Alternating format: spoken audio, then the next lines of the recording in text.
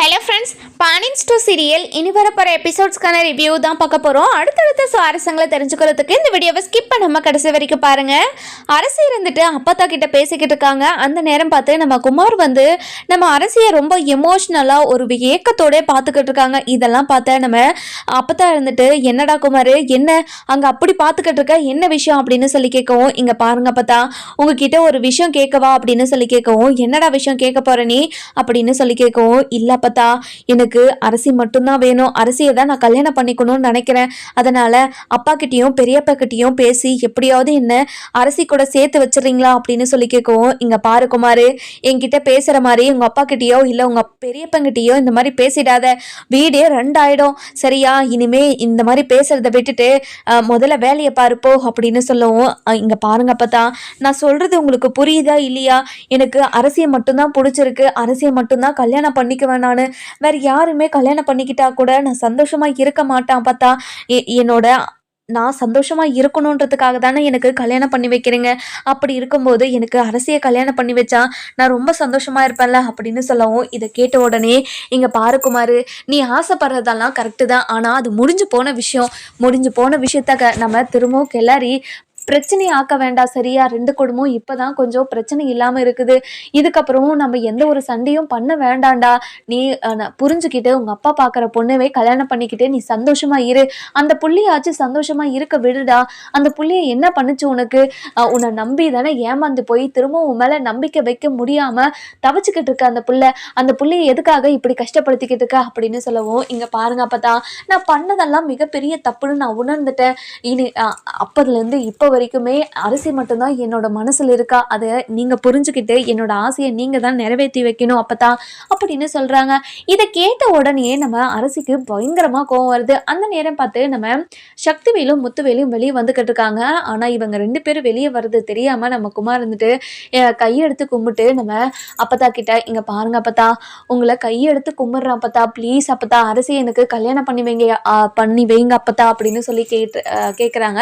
இதை கேட்ட நம்ம முத்துவேலும் சக்திவேலும் பயங்கர கோவத்தோடு வெளியே வந்து நம்ம சக்திவேல் இருந்துட்டு, இங்க பாருடா, என்னடா பேசிக்கிட்டு இருக்க அப்படின்னு சொல்லி கேட்கவும், நம்ம முத்துவேலுக்கு பயங்கர கோவத்துல அப்படியே ஒரே ஒரு பல்லாருன்னு விட்டுடுறாங்க. இங்க பாருடா, என்ன தேவையில்லாத வேலையெல்லாம் பார்த்துக்கிட்டு இருக்க நீ? இங்க பாரு, உனக்கு ஒரு நல்ல பொண்ணா பார்த்துருக்கேன்னு நான் உங்ககிட்ட சொன்னனா இல்லையா? அப்படி இருக்கிறப்போ பக்கத்து வீட்டு பொண்ணு தான் உனக்கு கேட்குதாடா? அவங்களால எவ்வளோ பெரிய பிரச்சனையெல்லாம் வந்துச்சுன்னு உனக்கு ஞாபகம் இருக்குதா இல்லையா? அப்படி இருக்கும்போது எதுக்காக தேவையில்லாம இப்படிலாம் பேசிக்கிட்டு இருக்க? அப்போ அந்த பாண்டியன் வந்து என்ன ஏதாச்சும் கேட்கறதுக்கா? இங்க பாரு, என்னை ஏற்கனவே நீ அசிங்கப்படுத்துறதுனாலாம் போதும், திரும்பவும் ஏதாச்சும் பண்ணி வச்சிருந்த கண்டிப்பா இந்த வீட்லயே உன்னை சேர்த்தவே மாட்டேன் அப்படின்னு சொல்லவும், இங்க பாருங்க பெரியப்பா, எனக்கு அரசி மட்டும்தான் என்னோட மனசுல இருக்கா. நான் யாரை கல்யாணம் பண்ணிக்கிட்டாலும் நான் சந்தோஷமா இருக்க மாட்டேன். என்னோட மனசுல இருக்கிறத புரிஞ்சுக்கிட்டு நீங்க எப்படியாவது என்னை அரசி கூட சேர்த்து வைங்க அப்படின்னு கையெடுத்து கும்பிட்டு நம்ம முத்துவேல்கிட்டையும் சக்திவேல்கிட்டையும் கேட்கவும், இது கேட்ட நம்ம அப்பதாவுக்கு பயங்கரமா ஷாக் ஆயிடுது. அப்படியே வாயை மேல கையை வச்சு பார்த்துக்கிட்டு இருக்காங்க. அதுக்கப்புறம் நம்ம சக்தி இருந்துட்டு, இங்க பாரு குமார், என்ன உனக்கு புத்தி இது கெட்டு போயிடுச்சா? அந்த பஞ்ச பரதேசி வீட்டில் தான் பொண்ணு எடுக்குமாடா? உனக்கு ஒரு கோடீஸ்வர வீட்டில் பொண்ணு எடுத்து உன்னை கல்யாணம் பண்ணி வைக்கணும்னு நினச்சா நீ போயும் பாலங்கலத்தில் போய் விழுறன்னு சொல்றியடா? இங்க பாரு, நான் சொல்றத மட்டும் கேட்டு நீ சந்தோஷமா வாழ்க்கையில முன்னேற வழியை மட்டும் பாரு, இல்லைன்னா வச்சுக்க அவ்வளோதான் உனக்கு அப்படின்னு சொல்றாங்க. இதை கேட்ட உடனே நம்ம குமார் இருந்துட்டு, இல்லப்பா, என்னால் வேற யாருமே கல்யாணம் பண்ணிக்க முடியாதுப்பா, எனக்கு அரசியை மட்டும்தான் பிடிச்சிருக்கு, என் மனசுல அரசி மட்டும்தான் இருக்கா, நான் வேற யாரையுமே கல்யாணம் பண்ணிக்க மாட்டேன், நீங்க அரசி எனக்கு கல்யாணம் பண்ணி வைக்கலனா எனக்கு கல்யாணமே வேண்டாப்பா அப்படின்னு சொல்லிடுறாங்க. இதெல்லாம் கேட்டுக்கிட்டு இருந்த அரசி இருந்துட்டு பயங்கரமா ஷாக் ஆகுறாங்க. என்ன நமக்காக எல்லார்கிட்டையும் சண்டை போட்டுக்கிட்டு இருக்கான், இவன் திருந்திட்டானோ அப்படின்னு அரசி யோசிச்சுக்கிட்டே இருக்காங்க. அதுக்கப்புறம் நம்ம சக்திவேல் இருந்துட்டு, என்ன டெய்லியும் வெளியே வந்து நின்று என்னோட பையனோட மனசை மாத்திக்கிட்டு இருக்கியா நீ? உனக்கு கொஞ்சம் கூட கேவலமா இல்ல? இப்படி ஒரு கேவலமான புத்தியோட எதுக்காக வந்து நின்று இருக்க? முதல்ல உள்ள போ அப்படின்னு சொல்லவும், அதுக்கப்புறம் நம்ம அரசி இருந்துட்டு பயங்கரமா கண்ணில் தண்ணி வந்தது. அதுக்கப்புறம் குமார் இருந்துட்டு, இங்க பாருங்கப்பா, அரசி எதுக்காக திட்டுருங்க? அவ அப்பத்தா கூட பேசுறதுக்காக தான் வந்தாலே தவிர நான் தான் அவங்க பேசிக்கிட்டு இருக்கும் போது உள்ள வந்துட்டேன், நான் தான் அவங்கள டிஸ்டர்ப் பண்ணிட்டேன்ப்பா, நான் உள்ள போயிடுறேன், நம்ம உள்ள போய் பேசலாம், அவங்க பேசிட்டு வாங்கப்பா உள்ள போகலாம் அப்படின்னு சொல்லி கூப்பிடுவோம். என்னடா எந்த ஒட்டு வரும் இல்லாதப்பவே இப்படி அவளுக்கு சப்போர்ட் பண்ணிக்கிட்டு இருக்க? இங்க பாரு, நீ பண்றது கொஞ்சம் கூட சரியில்லை, தெரிஞ்சுக்கோ. இங்க பாருங்கப்பா, என்னோட மனசுல இருக்கிறத நீங்க யாருமே புரிஞ்சுக்காம பேசிக்கிட்டு இருக்கீங்களே, நான் இவ்வளோ தூரம் சொல்றேனே உங்களுக்கு யாருக்குமே புரியலையா? அப்படின்னு சொல்லவும், இதெல்லாம் பார்த்துக்கிட்டு இருந்த அரசிக்கு பயங்கரமா ஷாக் ஆகுது. அதுக்கப்புறம் என்ன, நம்ம முத்துவேல் இருந்துட்டு, "அ இங்க பாரு சக்தி, உன்னோட பையன் பண்றது கொஞ்சம் கூட சரியில்ல. எதுக்காக இப்படியெல்லாம் பண்ணிக்கிட்டு இருக்கான்னு உங்க பையன்கிட்ட கேளு" அப்படின்னு சொல்லவும், "அண்ணே, நானும் கேட்டுக்கிட்டு தான் இருக்கேன். இவனுக்கு புத்தி இது பேதலிச்சு போயிடுச்சா என்னன்னே தெரியல. இவன் எதுக்காக இப்படி பேசிக்கிட்டு இருக்கானும் தெரியல. இவன் பண்றதெல்லாம் பார்த்தா சீக்கிரமா இவனுக்கு பைத்தியம் பிடிச்சிரும் போலயே. எனக்கு ரொம்ப பயமா இருக்குண்ணே. அதுக்குள்ள இவனுக்கு ஒரு கல்யாணத்த பண்ணி வச்சு, அந்த பொண்ணு வந்து இவன திருத்தணும்" அப்படின்னு சொல்றாங்க. இத கேட்ட உடனே நம்ம குமார் இருந்துட்டு, "இங்க பாருங்கப்பா, என்னால வேற யாரையுமே கல்யாணம் பண்ணிக்க முடியாது. எனக்கு கல்யாணமும் வேணாம். நீங்க கல்யாணத்துக்கு ஏற்பாடு பண்ணாலையும் கண்டிப்பா அந்த பொண்ணுகிட்ட போயிட்டு, எனக்கு இந்த கல்யாணத்துல விருப்பம் இல்ல. நீ என்ன கல்யாணம் பண்ணிக்காதன்னு நான் சொல்லிடுவேன் பெரியப்பா" அப்படின்னு சொல்றாங்க. இது கேட்ட உடனே நம்ம சக்திக்கு இருந்துட்டு பயங்கர கோவம் வந்துருது. "இங்க பாரு, இவ்ளோ நடந்துகிட்டு இருக்குல்ல, இன்னும் எதுக்காக இங்க நின்னு வேடிக்கை பார்த்துக்கிட்டு இருக்க? முதல்ல உள்ள போ" அப்படின்னு சொல்லிட்டு நம்ம அரசிய திட்டவும், அரசி அழுதுகிட்டே உள்ள போயிடுறாங்க. உள்ள போன உடனே நம்ம கோமதி இருந்துட்டு, "அரசி, என்னாச்சு அரசி?" அப்படின்னு சொல்லி கேட்கவும், நம்ம அரசி எதுவுமே சொல்லாம அழுதுகிட்டே இருக்காங்க. அதுக்கப்புறம் கோமதி வெளிய வராங்க. வெளிய வந்த உடனே, "என்ன என்ன அரசி, வெளிய மீனாக்கு கால் பண்றேன்னு தானே சொல்லிட்டு வந்தேன். அ அதுக்கப்புறம் எதுக்காக அழுதுகிட்டு இருக்க?" அப்படின்னு சொல்லி கேட்கவும், "மா, அங்க வெளிய என்ன பிரச்சனை போயிட்டு இருக்குன்னு தெரியுமாம்மா?" அப்படின்னு சொல்லி கேட்கவும், இது கேட்ட உடனே, "என்ன அரசி, என்ன பிரச்சனை போய்க்கிட்டு இருக்கு?" அப்படின்னு சொல்லி கேட்குறாங்க. "மா, நான் எந்த ஒரு தப்புமே பண்ணலம்மா. எ எ என்ன வச்சு அங்க சண்டை போட்டுக்கிட்டு இருக்காங்கம்மா" அப்படின்னு சொல்லவும், "உன்ன வச்சு சண்டை போட்டுக்கிட்டு இருக்காங்களா? எனக்கு ஒண்ணும் புரியல. மா, வெளிய வாம்மா" அப்படின்னு சொல்லிட்டு வெளிய கூட்டிட்டு போறாங்க. போன உடனே நம்ம குமாருக்கு பயங்கரமான திட்டும், அடியும் விழுந்துகிட்டே இருக்கு. இத பார்த்துக்கிட்டு இருந்த நம்ம அதாவது கோமதிக்கு பயங்கரமா ஷாக் ஆகுது. எதுக்காக குமார அடிச்சுக்கிட்டு இருக்காங்க அப்படின்னு சொல்லி கேட்கவும், இத கேட்ட உடனே நம்ம குமார் இருந்துட்டு பயங்கரமான ஒரு குழப்பத்திலயும், அழுகையிலயும், "இங்க பாருங்க பெரியப்பா, நீங்க எவ்வளோ என்கிட்ட சண்டை போட்டாலும், என்ன அடிச்சாலும், திட்டினாலும், வீட்டை விட்டு போன்னு சொன்னாலையும் எனக்கு அரசி மட்டும் தான் வேணும். அரசிய மட்டும் தான் கல்யாணம் பண்ணிப்பேன். இப்போ அரசிய நீங்க கல்யாணம் பண்ணி வைக்கலன்னா, அரசியோட ஞாபகத்திலேயே நான் கண்டிப்பா வாழ்க்கைய முடிச்சுப்பேன். எனக்கு கல்யாணமே வேண்டாம்" அப்படின்னு சொல்லிடுறாங்க. இத கேட்ட கோமதிக்கு பயங்கரமா ஷாக் ஆயிடுது. "என்ன அரசி இதெல்லாம்? இங்க பாருங்கம்மா, நான் எந்த ஒரு தப்புமே பண்ணலம்மா. ஆனா என்ன வச்சு அங்க பிரச்சனை போய்க்கிட்டு இருக்குமா. எனக்கு ரொம்ப பயமா இருக்குமா" அப்படின்னு சொல்லவும், "இங்க பாரு அரசி, நீ எதுவும் பயப்படாத. அப்பா வரட்டும். அப்பா கிட்டே இந்த விஷயத்த பத்தி நம்ம பேசுவோம், சரியா? மா, எனக்கு ரொம்ப பயமா இருக்குமா. இப்போ நான் என்னம்மா பண்ணட்டும்?" அப்படின்னு சொல்லி கேட்கவும், "இங்க பாரு அரசி, நீ பயப்படாத.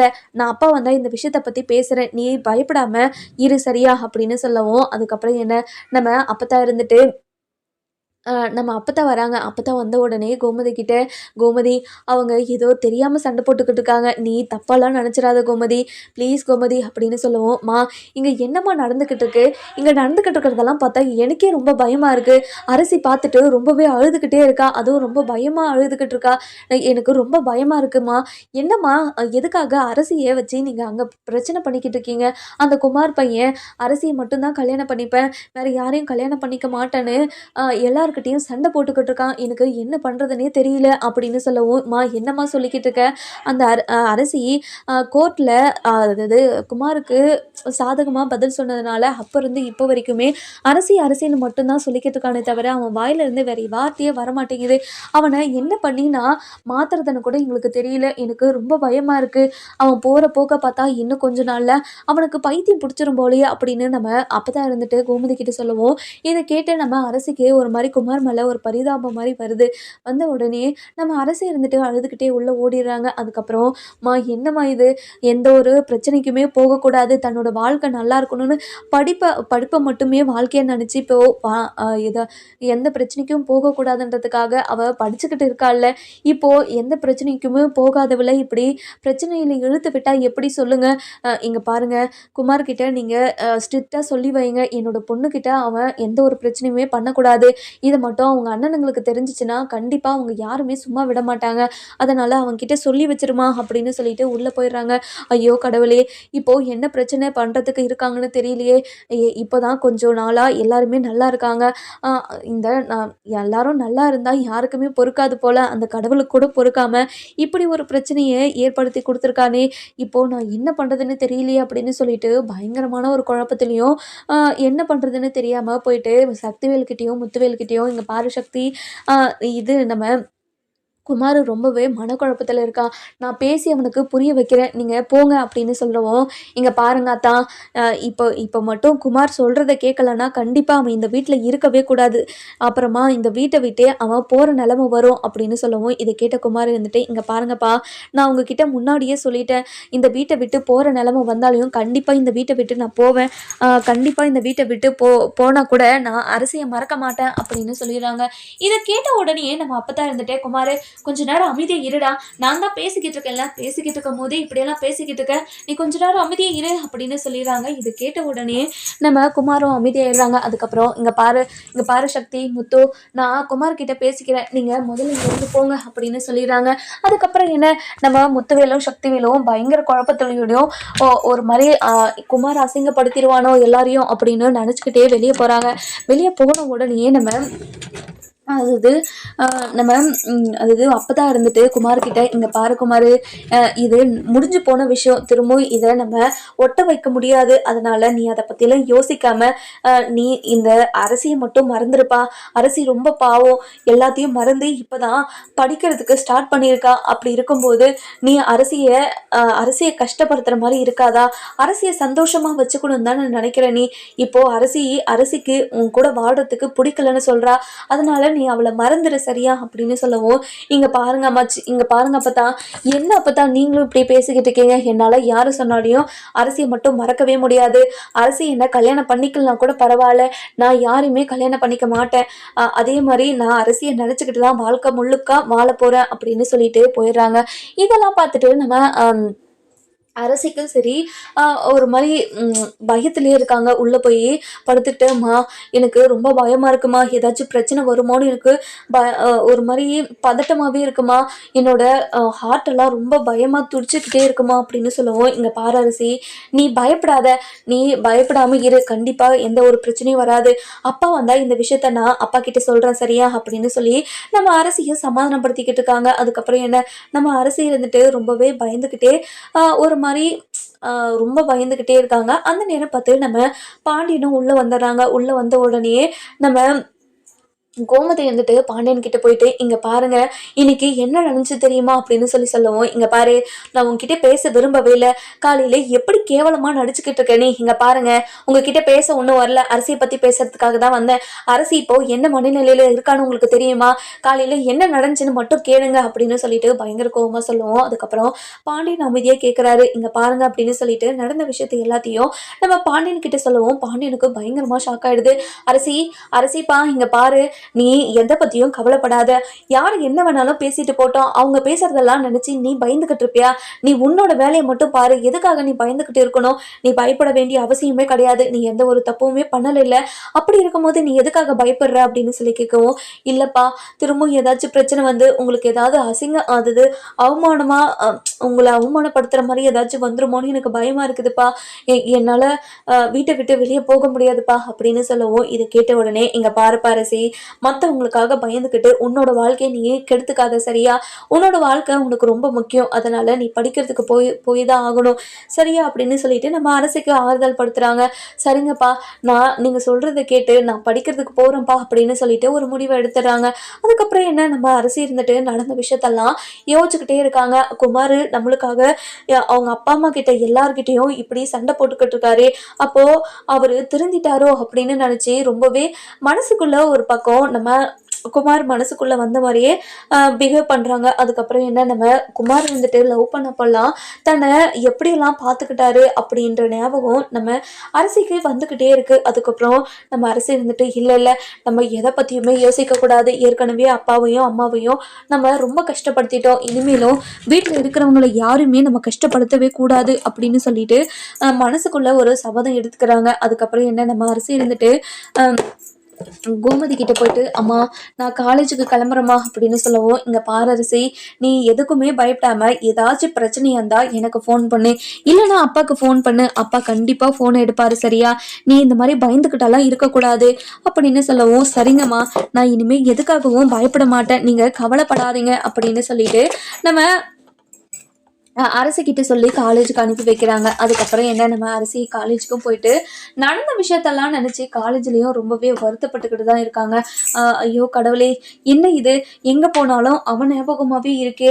நம்ம இப்போ என்ன பண்ணுறதுன்னு தெரியலையே அப்படின்னு சொல்லிட்டு ரொம்பவே குழப்பத்துலேயும் ஒரு மாதிரி ரொம்ப பயத்துலையும் இருக்காங்க. அந்த நேரம் பார்த்து நம்ம குமார் இருந்துட்டு அரசியை பார்க்கறதுக்காக காலேஜில் அதாவது வெயிட் பண்ணிக்கிட்டு இருக்காங்க.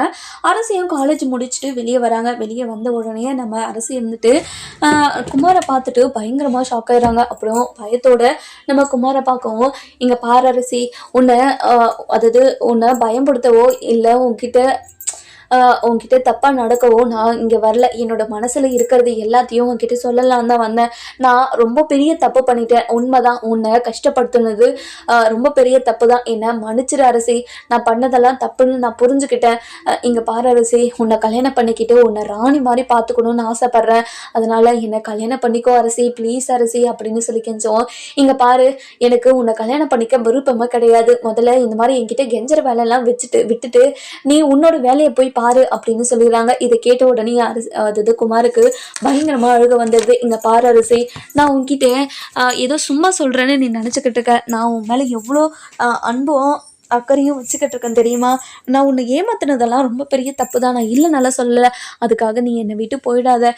நீ என் கூடவே இருக்கணும்னு நான் ரொம்ப ஆசைப்பட்றேன் அப்படின்னு சொல்கிறாங்க. இதை கேட்ட உடனே நம்ம குமார் இருந்துட்டு அரசி இருந்துட்டு, இங்கே பாருங்கள், நீங்கள் எதுவாக பேசுகிறதா இருந்தாலையும் என்னோட அப்பா அம்மா கிட்ட வந்து பேசிடுங்க அப்படின்னு சொல்லிட்டு நம்ம அரசி போயிடுறாங்க. அரசி, என்ன அரசி சொல்கிற? அப்போது உனக்கு சம்மதமா? உங்கள் அப்பா அம்மா ஓகே சொன்னால் இந்த கல்யாணத்தை நீ பண்ணிக்கிறியா அப்படின்னு சொல்லவும், இங்கே பாருங்கள், என்னோட அப்பா அம்மா எது சொல்கிறாங்களோ கண்டிப்பாக நான் அதை செய்வேன் அப்படின்னு சொல்லிட்டு நம்ம அரசி கிளம்பிடுறாங்க. அதுக்கப்புறம் என்ன நம்ம அதாவது குமாருக்கு அப்போ தான் யோசனையே வருது. நம்ம போயிட்டு அத்தைக்கிட்டேயும் மாமாக்கிட்டேயும் பேசுவோம் அப்படின்னு சொல்லிட்டு வீட்டுக்கு போகிறாங்க.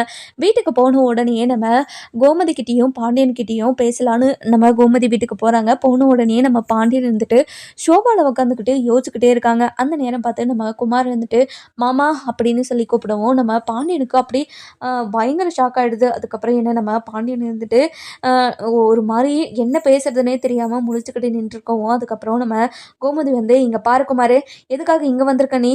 முதல்ல இங்கேருந்து போ அப்படின்னு சொல்லவும், இங்கே பாருங்க அத்தை, ஒரே ஒரு 10 நிமிஷம் மட்டும் உங்ககிட்ட பேசிட்டு போயிடுறேன் அத்தை, ப்ளீஸ் அத்தை அப்படின்னு சொல்லவும், அத்தைன்னு சொன்ன உடனே நம்ம கோமதி வாய் அப்படியே அமைதியாகிடுது. அதுக்கப்புறம் உள்ளே போயிட்டு, இங்கே பாருங்க மாமா, நான் உங்கள் குடும்பத்துக்கு மிகப்பெரிய துரோகமும் அவமானத்தையும் தேடி கொடுத்துருக்கேன். அதெல்லாம் ரொம்ப பெரிய தப்பு தான். நான் இல்லைன்னெல்லாம் சொல்லலை. நான் பண்ணது தப்புன்னு நான் ஏற்கனவே புரிஞ்சுக்கிட்டேன் மாமா. அதனால் என்னை மன்னிச்சிருங்க மாமா அப்படின்னு சொல்லிட்டு கையெடுத்து கும்பிட்டு மன்னிப்பு கேட்குறாங்க. இங்கே பாருங்கள் மாமா, நான் அரசி மேலே வச்சுருக்க அன்பு உண்மை. என்னோட அப்பா உங்கள் குடும்பத்தை பழி வாங்கணுன்றதுக்காக தான் அப்படியெல்லாம் பண்ண சொன்னார். அதனால தான் அப்படியெல்லாம் பண்ணினே தவிர, அரசி மேலே எனக்கு உண்மையான அன்பு இருக்குது. அவள் எப்போ கோர்ட்டில் எனக்காக அங்கே கேஸை வாபஸ் பண்ணாலோ அப்போலேருந்து இப்போ வரைக்கும் இந்த நிமிஷம் வரைக்கும் நான் அரசி மேலே உண்மையான அன்போடு தான் இருக்கேன். இங்கே பாருங்கள் மாமா, ப்ளீஸ் அரசியை எனக்கு எப்படியாவது கல்யாணம் பண்ணி வச்சுருங்க மாமா. அரசியை ராணி மாதிரி வச்சு பார்த்துக்கிறேன். நான் பண்ணதெல்லாம் தப்பு தான். இந்த பொறுக்கிக்கு எப்படி நான் பொண்ணை கொடுக்குறதுனாலாம் யோசிக்காதீங்க. நான் திருந்திட்டேன் மாமா. நான் என்னோட பொண்டாட்டியை நல்லா சந்தோஷமாக வச்சுக்காத அளவுக்கு நான் கொடுமைக்காரனால இல்லை மாமா. ப்ளீஸ் மாமா, என்னை புரிஞ்சுக்கிட்டு என் மனசில் இருக்கிற ஆசையும் புரிஞ்சுக்கிட்டு நீங்கள் அரசி எனக்கு கல்யாணம் பண்ணி வச்சுருங்க மாமா அப்படின்னு சொல்லிட்டு ரொம்பவே கெஞ்சி கேட்கவும், இங்கே பாருங்க அத்தை, நான் பண்ணதெல்லாம் தப்புன்னு நான் ஏற்கனவே உணர்ந்துட்டேன் அத்தை. ப்ளீஸ் அத்தை, நீங்களாவது புரிஞ்சுக்கிட்டு எனக்கு அரசியை என் கூட சேர்த்து வச்சுருங்க அத்தை அப்படின்னு சொல்லிட்டு கிளம்பிடுறாங்க. அதுக்கப்புறம் கோமதிக்கும் நம்ம பாண்டியனுக்கும் என்ன பண்ணுறதுனே தெரியல. அதுக்கப்புறம் அரசிக்கிட்ட போயிட்டு, அரசி, நீ எதை பற்றியுமே கவலைப்படாத, நீ எதை பற்றியுமே யோசிக்காமல் நீ பாட்டுக்கும் உன் வேலையை பாரு சரியா அப்படின்னு சொல்லிட்டு குமாரை பற்றி எதுவுமே பேசாமல் அமைதியாக போயிடுறாங்க. நம்ம அரசிக்கு ஒரே யோசனை, என்ன நம்ம அப்பா அம்மா என்ன சொன்னாலும் கேட்போம் அப்படின்றதுக்காக வந்து அப்பா அம்மா கிட்டேயே பேசிட்டு போகிறானே, இவன் திருந்துட்டானோ அப்படின்னு நினைக்கிறாங்க. இன்னொரு பக்கம் பார்த்தீங்கன்னா நம்ம மீனா இருந்துட்டு நம்ம செந்தில அதாவது சரவணனை பற்றியும் சரவணனுக்கு கூட உட்காந்துக்கிட்டு இருந்த பொண்ணை பற்றியும் யோசிச்சுக்கிட்டே இருக்காங்க. எதுக்காக யார் அது? எதுக்காக அவங்க கூட பேசிக்கிட்டு இருக்காங்க?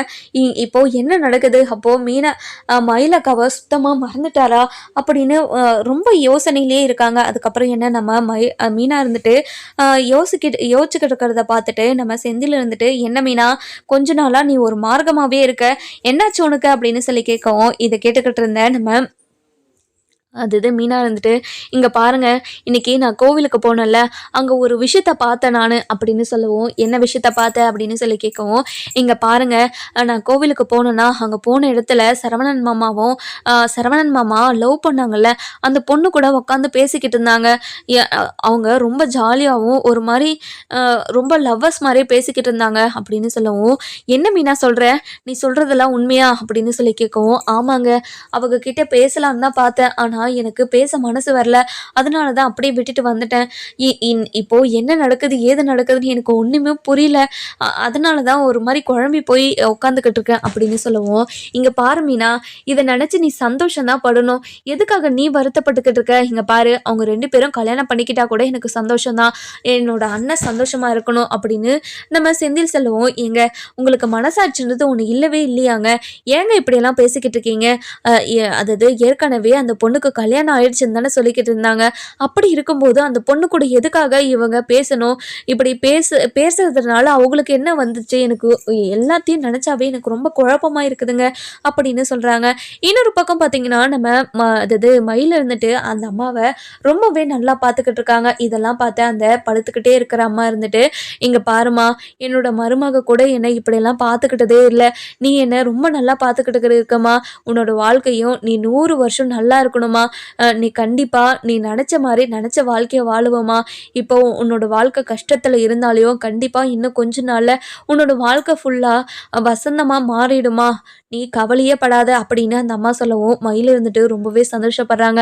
"இங்க பாருங்கம்மா, என்கிட்டயும் இந்த மாரி யாருமே பேசினதே கிடையாது. நீங்க இப்படி ஒரு வார்த்தைய சொன்னத நெனச்சா எனக்கே ரொம்ப சந்தோஷமா இருக்குதுங்கம்மா. நீங்க கவலைப்படாதீங்க. உங்ககிட்ட பேசுறதுக்கும் அதாவது உங்க வேலைகள நீங்களே செஞ்சுக்க முடியல. அந்த வேலையெல்லாம் நான் செஞ்சு கொடுக்குறேன். நீங்க கவலையே படாதீங்கம்மா" அப்படின்னு சொல்லிட்டு பயங்கர சந்தோஷமா பேசிக்கிட்டு இருக்கவும், அந்த நேரம் பார்த்து அதாவது வீட்டு ஓனர் வந்துடுறாங்க. வந்த உடனேயே வந்து ரூம பார்க்குறாங்க. பார்த்துட்டு பயங்கரமா ஷாக் ஆயிடுறாங்க. அப்படியே வாசனையா எந்த ஒரு ஸ்மெல்லும் வராம எல்லா பொருளும் நீட்டா இருக்கிறத பார்த்துட்டு பயங்கரமா ஷாக் ஆயிடுறாங்க. பார்த்த உடனே ரொம்ப புடிச்சிருது. "இங்க பாருங்க, நீங்க ரூம்ப இப்படி மாத்திட்டீங்க. அதுவும் ரூம் எப்பவுமே ஸ்மெல்லா தான் இருக்கும். ஆனா இப்போ வந்து பார்த்தா ரூம் எந்த ஒரு ஸ்மெல்லும் வராம ரொம்ப நீட்டா வச்சிருக்கீங்க. எனக்கு ரொம்ப சந்தோஷமா இருக்குது. இப்படி யாருமே என்னோட அத்தைய பார்த்ததே கிடையாது. ஏன் நானே கூட இந்த மாதிரியெல்லாம் என்னோட அத்தைய கவனிச்சது இல்ல. ஆனா நீங்க பணத்துக்காக வேலை செய்யாம உங்களோட மனசாட்சிக்காக வேலை செஞ்சுக்கிட்டு இருக்கீங்க. எனக்கு ரொம்ப சந்தோஷமா இருக்குதுங்க" அப்படின்னு சொல்லவும், "இங்க பாருங்க, நான் அ அதாவது என்னோட பழக்கமே அதாவது எல்லாரையும் சந்தோஷமா வச்சு பார்த்துக்கட்டும் தான் எனக்கு ரொம்ப ஆசை. அதனால தான் இவங்களையும் நான் எப்படி நினைக்கிறேனோ அப்படி பார்த்துக்கிட்டு இருக்கேன். நீங்க இனிமே இவங்கள பத்தி கவலைப்படாதீங்க. நீங்க ஆஃபீஸுக்கு போறதுக்கு முன்னாடியே கண்டிப்பா நான் வந்துருவேன். நீங்க கவலைப்படாதீங்க" அப்படின்னு சொல்லிட்டு, நம்ம மீனா இருந்துட்டு மயில் இருந்துட்டு, "நான் இன்னைக்கு கிளம்பவா?" அப்படின்னு சொல்றாங்க. "இங்க பாருங்க, நீங்க இப்படி கேட்கணும்னு அவசியமே கிடையாது. நீங்க கவலைப்படாம நீங்க கிளம்புங்க" அப்படின்னு சொல்லிடுறாங்க. அதுக்கப்புறம் என்ன நம்ம மயில் இருந்துட்டு வீட்டுக்கு போறாங்க. வீட்டுக்கு போன உடனேயே நம்ம பாக்கியம் இருந்துட்டு, "ஏய், எங்கடி போயிட்டு வந்த நீ?" அப்படின்னு சொல்லி கேட்கவும், "இங்க பாருங்கம்மா, எனக்கு மீனா ஒரு வேலை வாங்கி குடுத்துருக்காம்மா. மாசம் 10,000 குடுக்குறேன்னு சொல்லியிருக்காங்க. அதனால நான் டெய்லியும் வேலைக்கு போயிடுவேம்மா. இனிமே என்னோட சாப்பாட்டுக்கு உண்டான செலவு நானே பார்த்துக்கிறேன். அந்த செலவுக்கு நானே பார்த்துக்கிறேம்மா" அப்படின்னு சொல்லவும், "இங்க பாருடி, தண்டத்துக்கு வீட்ல உட்காந்துக்கிட்டு இருக்காம, ஏதோ சம்பாதிக்கிறதுக்கு போறேன்னு முடிவு எடுத்தியே, அதுவே மிகப்பெரிய சந்தோஷம் தான். அ அதுவும் எத்தன நாளைக்கு? இன்னும் அது அடுத்த மாசம் ஹியரிங் வர வரைக்கும் தான் நீ இந்த வீட்ல இருக்கணும். அது வரைக்கும் மட்டும் நீ வேலைக்கு போயிட்டு இந்த வீட்டுக்கு சம்பாரிச்சு போடு. அதுக்கப்புறம் நீ இந்த வீட்ல இருக்கவே கூடாது, சரியா?" அப்படின்னு சொல்லிடுறாங்க. இத கேட்ட உடனே நம்ம மயிலுக்கு என்ன சொல்றதுன்னே தெரியாம உள்ள போயிடுறாங்க. உள்ள போன உடனே நம்ம மீனாக்கு கால் பண்றாங்க. கால் பண்ணி நம்ம மீனாவும் செந்தில் இல்லாத நேரத்துல ஃபோன் பண்ணதுனால அட்டன் பண்ணி, "அக்கா, சொல்லுங்கக்கா, அ எப்படி இருக்கீங்க? வேலையெல்லாம் எப்படி இருந்துச்சுக்கா?" அப்படின்னு சொல்லி கேட்கவும், "இங்க பாரு மீனா, இப்படி ஒரு வேலை வாங்கி குடுத்ததுக்கு ரொம்ப நன்றி மீனா" அப்படின்னு சொல்லிட்டு சொல்றாங்க. "இங்க பாருங்கக்கா, நீங்க எதோ பத்தியுமே யோசிக்காம கொஞ்ச நாள் யாருக்கிட்டயுமே நீங்க எதை பற்றியுமே பேசாமல் கொஞ்ச நாள் நிம்மதியாக இருங்கக்கா, கண்டிப்பாக எல்லா பிரச்சனையும் ஒரு நாள் சரியாயிடும் அப்படின்னு சொல்கிறாங்க. சரி மீனா, நான் நாளைக்கு பண்ணுறேன். செந்தில் தம்பி என் கூட பேசிக்கிட்டு இருக்கிறத பார்த்தா உங்ககிட்ட சண்டை போடுவார், அதனால் நான் ஃபோனை வைக்கிறேன் மீனா அப்படின்னு சொல்லவும், சரிங்கக்கா அப்படின்னு சொல்லிடுறாங்க. அதுக்கப்புறம் நம்ம மீனாவை நினச்சி மயிலை நினச்சி மீனா ரொம்பவே வருத்தப்பட்டுக்கிட்டு இருக்காங்க. இன்னொரு பக்கம் பார்த்தீங்கன்னா நம்ம அது அஞ்சலி இருந்துட்டு சரவணன்கிட்ட ஃபோன் பண்ணி, இங்கே பாரு சரவணா, நான் உங்ககிட்ட ஒரு முக்கியமான விஷயம் பேசணும் சரவணா அப்படின்னு சொல்லவும், சொல்ல அஞ்சலி என்ன விஷயம்? இங்கே பாரு சரவணா, உனக்கும் டிவோர்ஸ் ஆகிடுச்சு, ஆகப்போது எனக்கும் டிவோர்ஸ் ஆகிடுச்சு, நம்ம 2 பேரும் சேர்ந்து கல்யாணம் பண்ணிக்கலாமா அப்படின்னு சொல்லி கேட்குறாங்க. இதை கேட்ட உடனே நம்ம சரவணனுக்கு பயங்கரமாக ஷாக் ஆகிடுது. நம்ம சரவணன் வந்துட்டு அஞ்சலி விஷயத்தில் என்ன முடிவு எடுப்பார் அப்படின்னு சொல்லிட்டு நம்ம வர எபிசோடில் பார்க்கலாம். இந்த வீடியோ உங்களுக்கு பிடிச்சிருந்தா லைக் பண்ணுங்கள், சப்ஸ்கிரைப் பண்ணுங்கள், மறக்காமல் பெல் ஐகானையும் கிளிக் பண்ணிக்கோங்க.